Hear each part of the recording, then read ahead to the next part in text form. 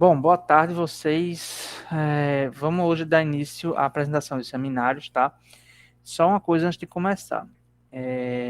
Eu ainda não defini exatamente qual vai ser o trabalho entregue para quem não apresentou seminário da primeira unidade. E, obviamente, da segunda também não, tá?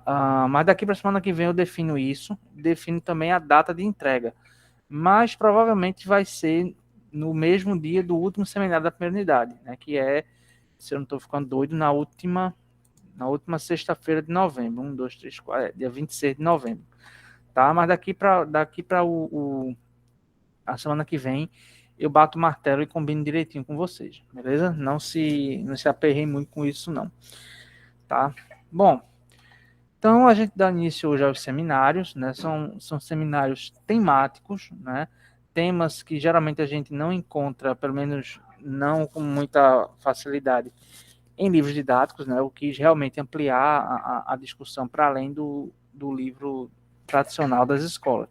É por isso que eu pensei esses temas mais específicos que tem, que às vezes até são cobrados no Enem, por exemplo, mas que tradicionalmente não aparecem no livro didático, certo?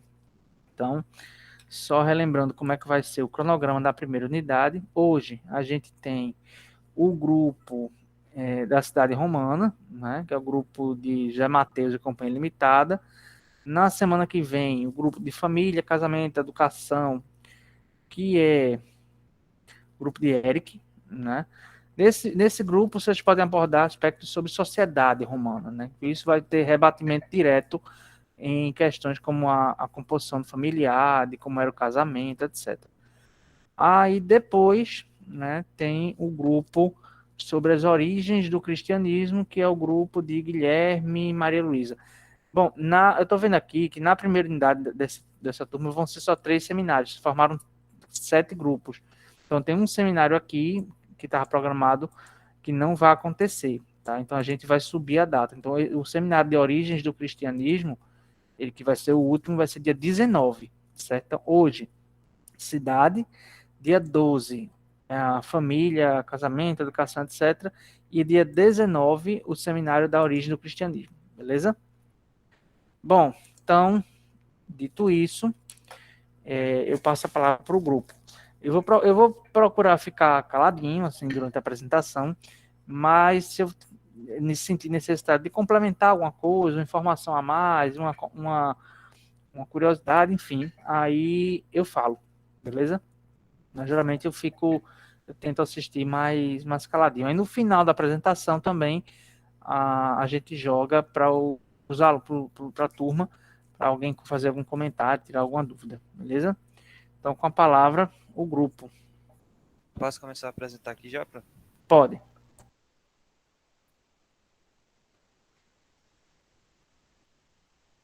Tá aparecendo aí já?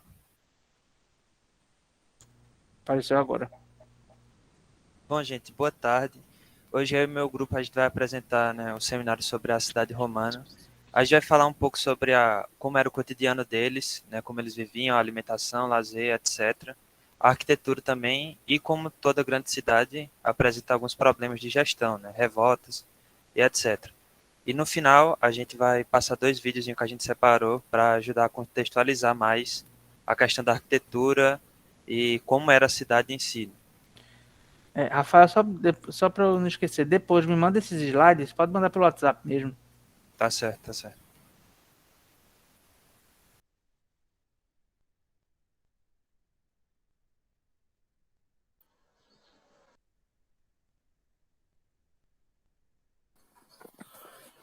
Boa tarde.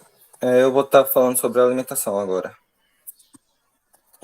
Bom, em todo, a alimentação da maioria dos romanos era frugal, constituída basicamente de pão, azeitona e lentilhas, e peixes também.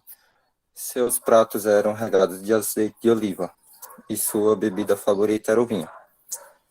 Costumava-se comer só uma vez por dia, por volta de meio-dia, por aí. Apenas os cidadãos mais ricos proviam grandes festinhos à noite, que seriam os banquetes, esse tipo de coisa. O prato típico era um mingau feito de água com cevada. E em uma de suas versões mais sofisticada, levava vinho e miolos de animais. Contudo, somente ricos comiam carne, geralmente de carneiro, porco, ganso e afins. Alimentavam os porcos com figos para que a carne ficasse perfumada. E, e os gansos. Volta aí um pouquinho.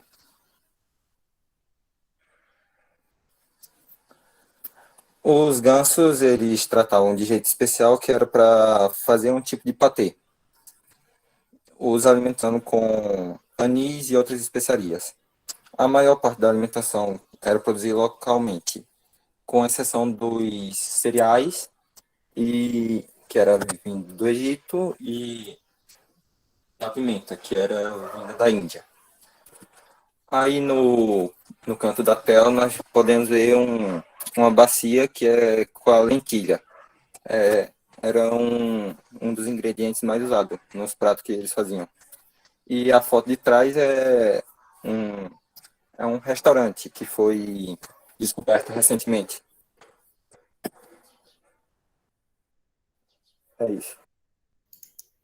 Bom, boa tarde a todos. Eu vou falar sobre o trabalho. E a jornada de trabalho dos romanos dependia do grupo social ao qual pertenciam e do lugar onde habitavam, seja no campo ou na cidade.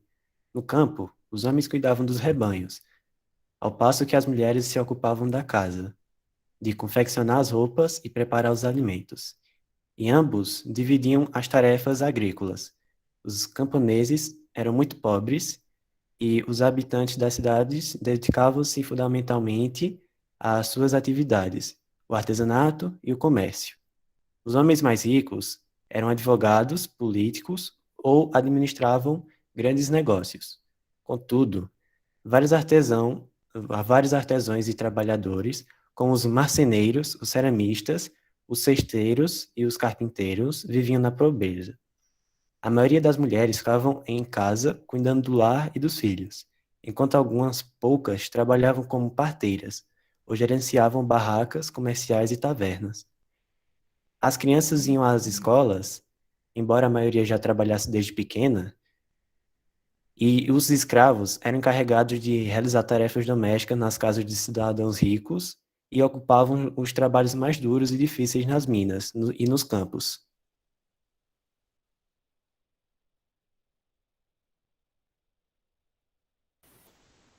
Bom, a questão do lazer deles, a jornada do trabalho deles encerrava mais ou menos ao meio-dia, hora em que os romanos faziam a sua refeição.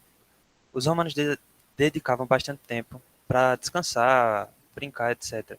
E faziam isso especialmente nas termas, que dividiam-se em dois recintos: a sala do exercício esportivo e os banhos públicos, onde a pessoa podia tomar banho de água fria no frigidário e de água quente no caldário, ou até mesmo descansar na sala temperada, que era chamada de tepidário.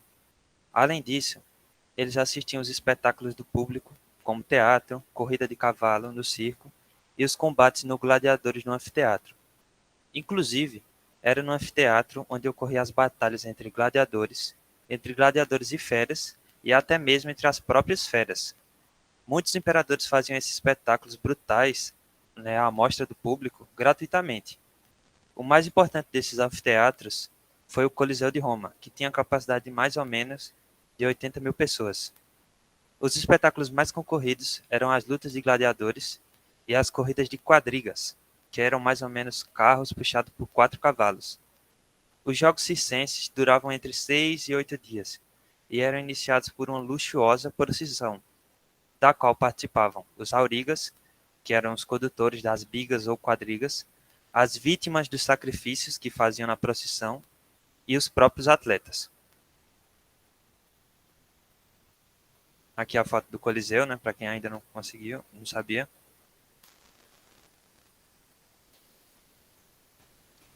A cidade era em formato retangular e possuía um sistema de tabuleiro, onde tinham duas avenidas principais, que se cruzavam de norte a sul e de leste a oeste. E a partir delas haviam ruas paralelas que traçavam um formato ortogonal na cidade, parecendo mesmo um tabuleiro de xadrez. E quanto mais as cidades iam se expandindo, esse formato ia se modificando também. No centro da cidade se localizavam os edifícios públicos, os templos, os teatros e outros locais mais importantes, como o edifício administrativo e etc. As pessoas que possuíam mais posses na cidade grande geralmente viviam em casas, e as pessoas de menos posses viviam em apartamentos, que eram chamados de insulae. Esses apartamentos eles eram construídos um em cima do outro, de forma que o mais baixo era o maior, e conforme ia subindo ia diminuindo. Por toda a cidade haviam padarias, lojas e bares, e a cidade inteira era cercada por muralhas. E na entrada haviam grandes portas. Se alguém por acaso morresse, o corpo da pessoa era retirado para fora das muralhas e ia para o cemitério localizado fora da cidade. Fora da cidade também tinham estátuas, monumentos e estradas que interligavam as cidades umas às outras. As cidades romanas eram caracterizadas pela presença de fóruns, calçadas de pedra e pelos mesmos tipos de casa, as quais seguiam um padrão. Na periferia haviam locais de treinamento físico, hortas e depósitos de lixo. As construções romanas eram grandiosas, inspiradas na arquitetura grega através da arte jônica, dórica e coríntia, mas elas possuíam sua própria identidade também, elas tinham suas diferenças. E os etruscos também influenciaram muito nessas construções. Era comum haver aquedutos e construções em formato de abóbadas. Nos vídeos que a gente vai colocar para vocês verem, vai mostrar mais aí como eram essas construções. Esse formato de arco com as abóbadas era geralmente usado nas construções destinadas a comemorar as vitórias dos militares. Um exemplo disso é o Arco de Tito, localizado na Itália.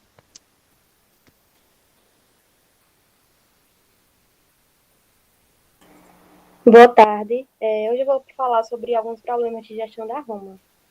Bom, devido à expansão territorial, a Roma antiga começou a ter problemas urbanos, tais como mau cheiro devido à falta de saneamento nas casas, disputa de espaço nas ruas entre comerciantes, clientes, carruagens, liteiras e saltimbancos. Com suas ruas estreitas, o aumento da população e o aumento de prédios, Roma teve muitos problemas, pois ela não conseguia crescer na mesma velocidade que a população urbana, fazendo com que a superlotação de pessoas causasse desconforto para os habitantes, e principalmente para as pessoas que trabalhavam nas ruas, ou seja, os comerciantes. Roma era muito conhecida por sua admirável arquitetura e engenharia, mas grande parte de obras geniosas era privilégio da nobreza. Não só obras, mas também sistema de esgoto era construído para os nobres. Em bairros mais humildes não tinha banheiro, e o sistema de esgoto não era construído, fazendo com que os dejetos fossem jogados nas ruas, aumentando o risco de doenças por contaminação, mau cheiro e aumento da população de ratos, baratas, larvas e outros bichos.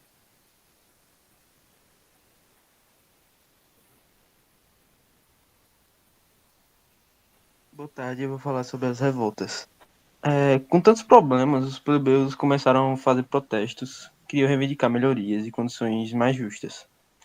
Só que no começo o exército só era contido sobre o exército romano, que acabava contendo tudo com violência para evitar que tivesse qualquer mais tipo de revolta.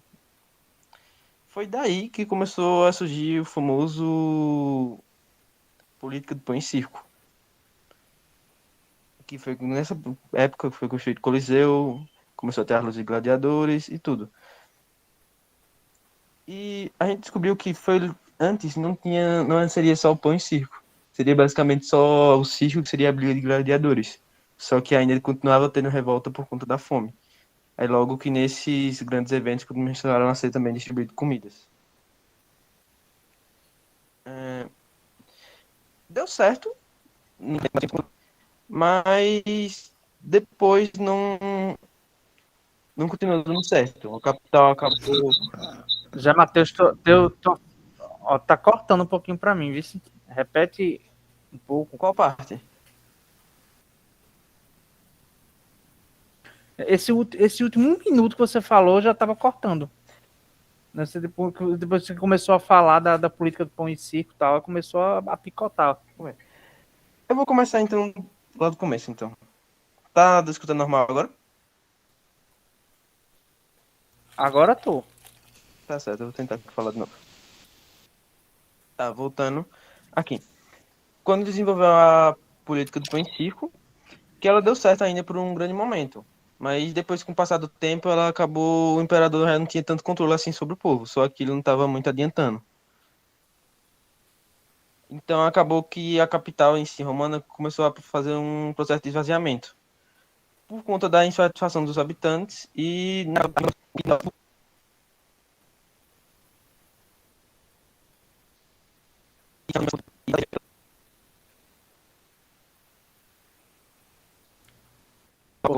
Cortou de novo.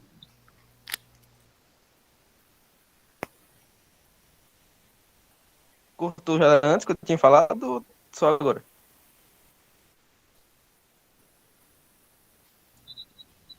Acho que se possível for, você podia ir mais perto do teu roteador. Eu já tô do lado do roteador, professor. Uhum. Tá, vou Prossiga. tentar falar qualquer coisa, eu ligo o 4G. Aqui. Sim, a política do pão e circo não acabou dando certo por muito tempo. Por conta de várias invasões que teve, acabou tendo de bárbaros, a capital passou por um processo de esvaziamento. Depois, por conta de peste,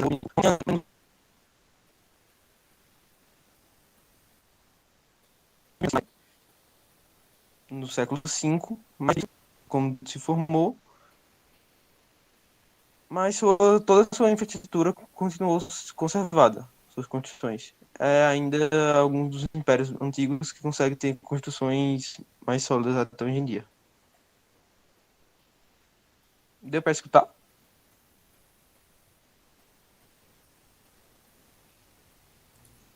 Deu pra entender. Cortou um pouquinho, mas deu pra entender.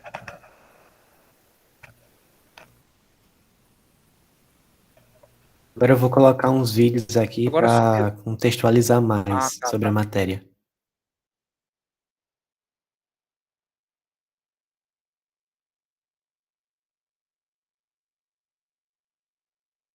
Estão conseguindo ver? Tá aparecendo. Certo, eu vou compartilhar aqui o áudio para ver se está funcionando também.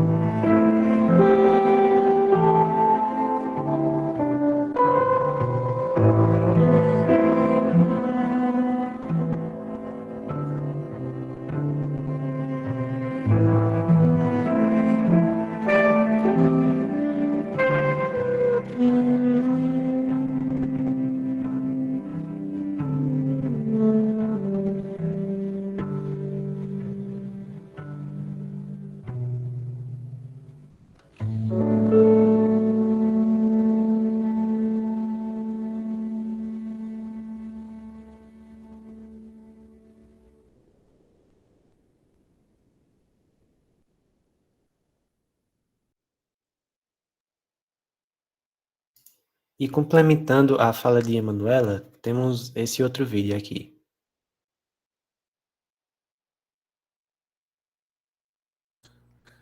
Esse vídeo aí, que você obviamente deve ter achado no YouTube, né? Manda o link para mim, eu achei ele maravilhoso, essa reconstrução aí. Quer que eu mande agora? Pode mandar, manda no Certo. privado, no WhatsApp.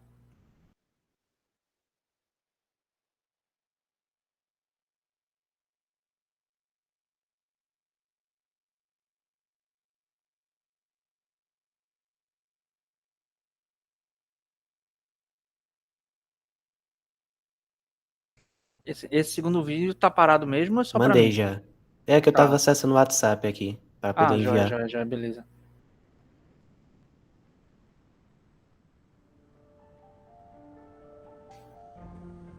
Nesse vídeo tem a legenda em In the português last embaixo. 2 centuries before our era, the power of Rome expanded to east and west. By the time of the first emperor Augustus, the whole Iberian Peninsula was also fully incorporated in this vast empire. In the most western province of Lusitania, where many new towns were built, Augustus founded Amaya. This now vanquished town, located today in the mountainous border area of Portugal and Spain, flourished during at least 4 centuries, and then gradually disappeared from the landscape in medieval times.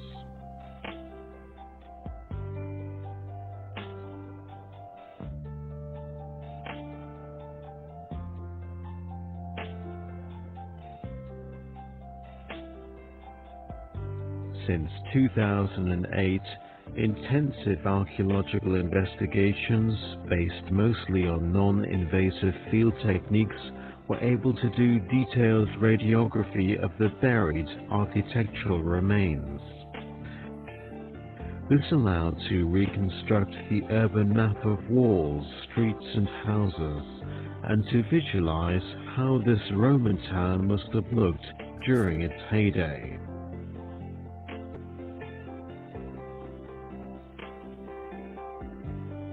In the hills west of the town site, there is an abundance of water springs.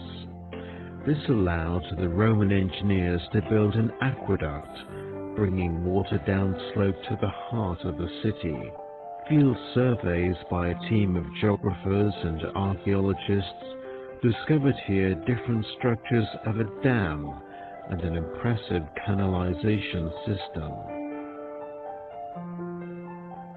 This infrastructure allowed the Romans to have good drinkable water available throughout the year.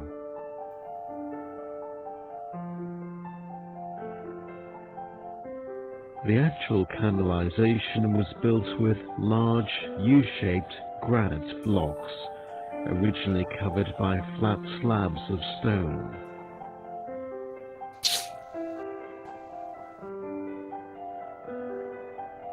We will now visit the town of Amaya from these western hills.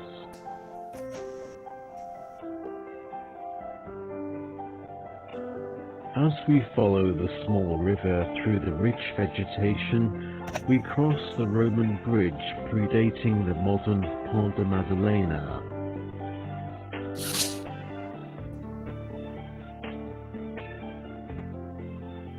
Through the fields for market gardening and olive and wine cultivation bordering the town, we reach the wall and the skyline of the Roman city. The town wall was probably more than 7 meters high and was made of granite and other local stones.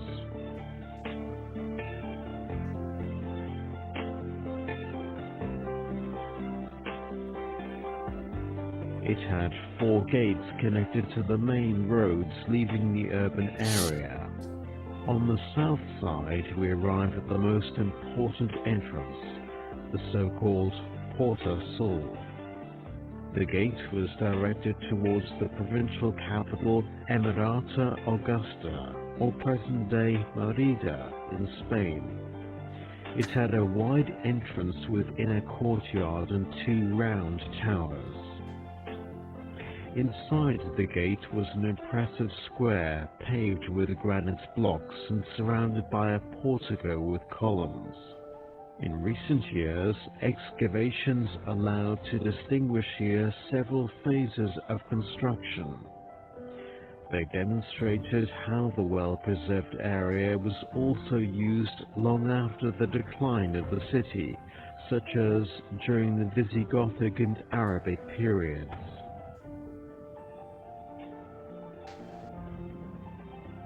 Let us now enter one of the main Roman streets, the so-called Cardo Maximus. We visit early in the morning before this town of some 2,000 inhabitants comes fully to life. The main commercial artery was flanked by many shops and houses with porticos. It leads us to the most important and fully central building complex, the Forum. From a side entrance we reach the central square. This square with porticos and shops and a granite pavement was flanked by the most important temple of Amaya. This building, surrounded by an impressive colonnade and portico, was possibly dedicated to Jupiter or even to the emperor himself. Archaeological excavations and the scanning of some remains preserved above ground allowed to reconstruct the temple as standing on a high podium and with a monumental staircase on its southern side. It was flanked by water basins, a feature not uncommon in Roman Lusitania. The probably Corinthian-style sanctuary was surely painted with strong colors, and several versions of its original look can be visualized. Turning towards the other side of the monumental square, we reach the Basilica. This was the town's courthouse, but was also used for political and commercial meetings. The radar prospections and some standing remains show clearly that this was an impressive aisled building with a high roof supported by 2 rows of columns. It no doubt had a rich interior decoration of marble. From here, crossing the street, we reach another important public building, the bathhouse. Here we first wander through a series of rooms for dressing and undressing, and for bathing at different temperatures between warm and cold.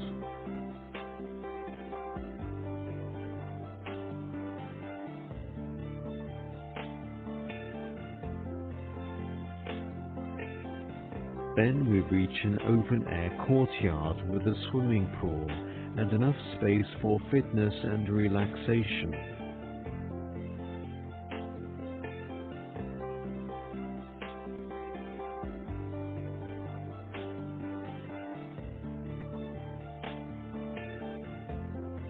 Thanks to the partial excavations of this complex, the complicated history of the bathhouse can be better understood.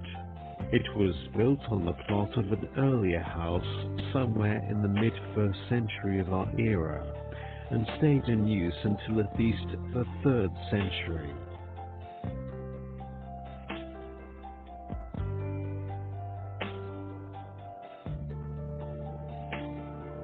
And so we leave Amaya, but not without a last look from above this city lying gracefully on the valley slopes of the river Seba.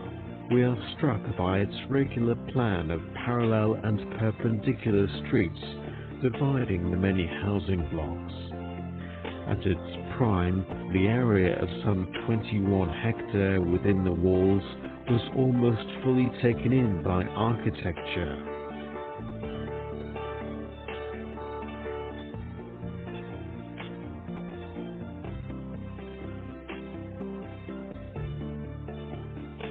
Only the steepest part of the slope was probably never fully built upon. Outside the walls, the landscape of roads and bridges, farms and industrial activity, regular fields and monumental cemeteries marks the impact of the Roman lifestyle on this part of Lusitania.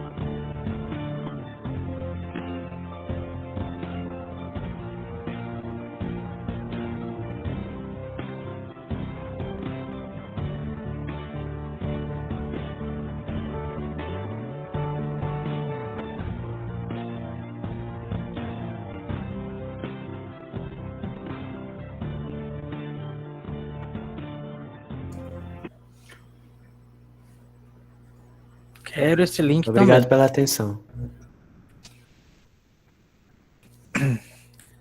Findaram a apresentação? Tem mais alguém para falar?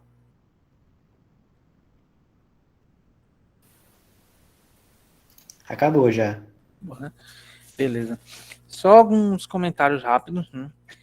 Bom, primeiro parabenizar o grupo, né? A organização de vocês ficou bem bom, né? O uso do tempo também, levaram praticamente 30 minutos, né? Bem dentro do que eu queria, né? E só umas coisas que eu notei enquanto vocês estavam apresentando ou os vídeos.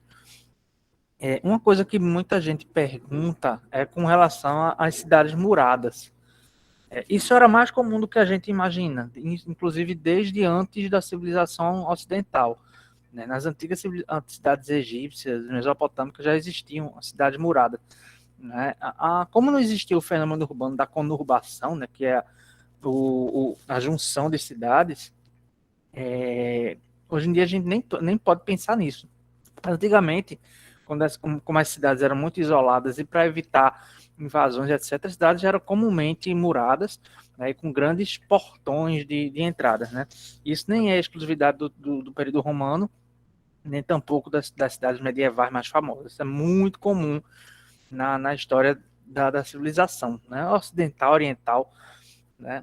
Mas eu sempre acho muito interessante ver isso, porque foge totalmente da nossa realidade.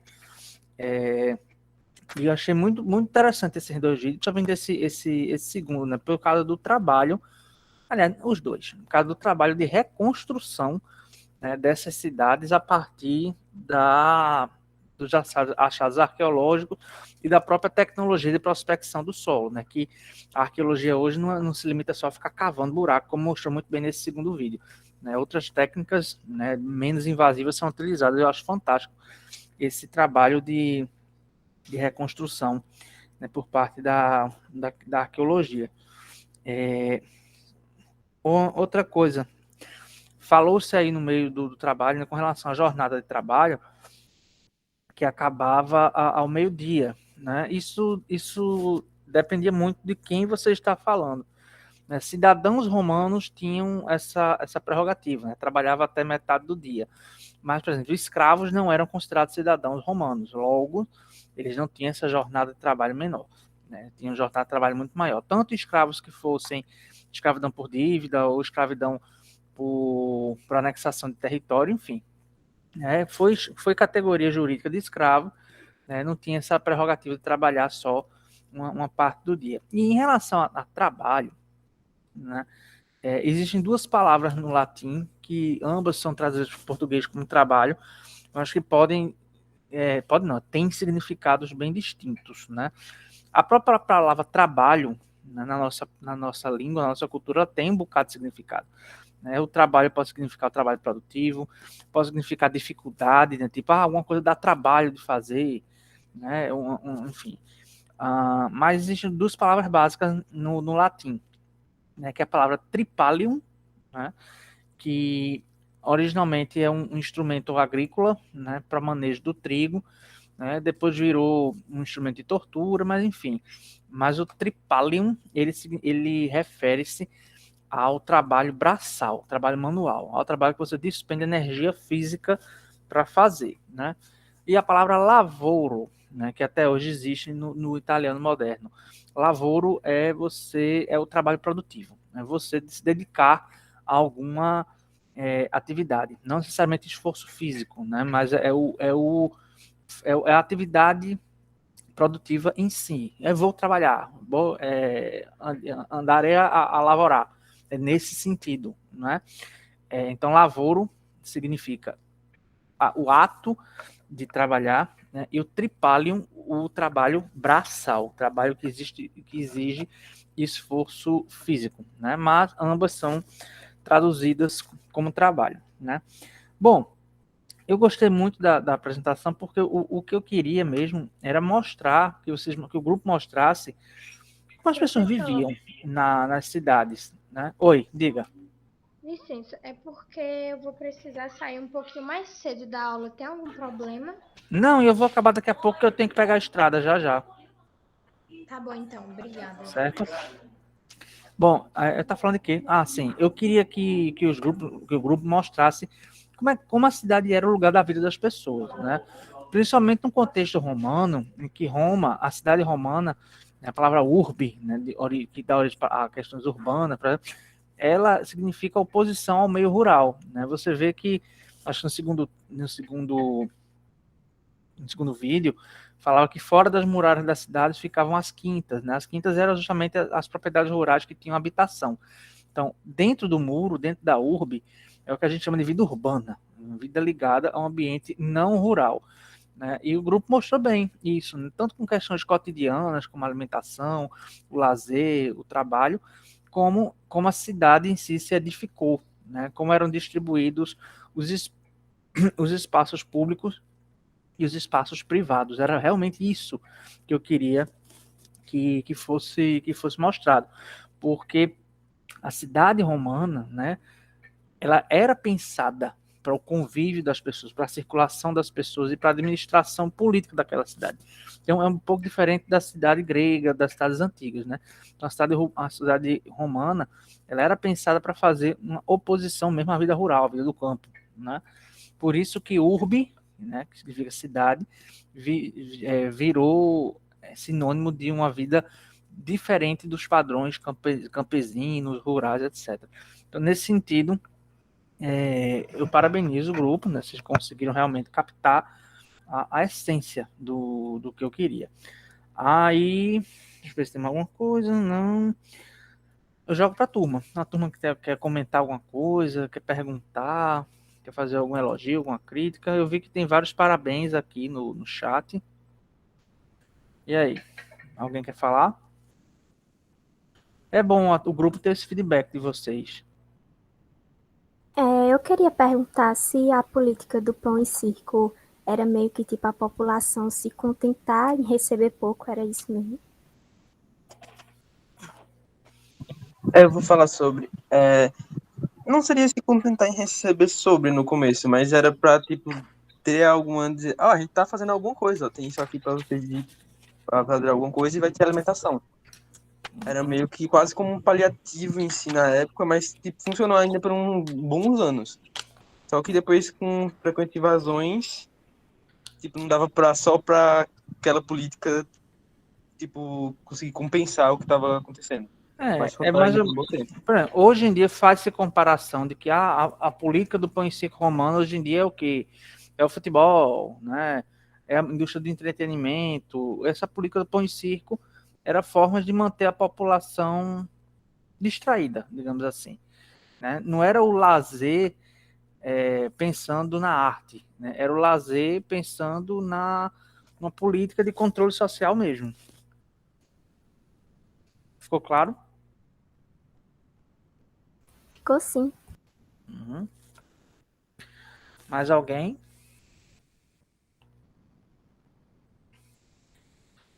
Bom, então, só lembrando, né, que na próxima aula é o grupo de Eric. Se vocês que tiverem alguma dificuldade com o tema, com texto, com material, falem comigo no privado, tá? Que a gente vai dando algumas, enfim, orientações, algumas definições, beleza? Bom, minha gente, então é isso. Eu vou encerrando porque eu estou aqui no IFPE, na reitoria, e minha casa é bem longe daqui. Eu preciso sair para chegar a tempo de chegar em casa para dar as aulas da noite, né? Hoje o dia é cheio. Mas, enfim, né? Gostei do seminário, né? As notas eu vou colocar tudo no que é acadêmico no fim do semestre, tá? Mas fiquem tranquilos que a nota de vocês vai ser bem boa, porque o que eu mais queria, né? A essência do tema vocês captaram e captaram bem, beleza? Então é isso, minha gente. Se ninguém tiver mais nada para acrescentar, a gente vai encerrando por aqui. E bom fim de semana para vocês, viu? Tchau, professor. Tchau, professor.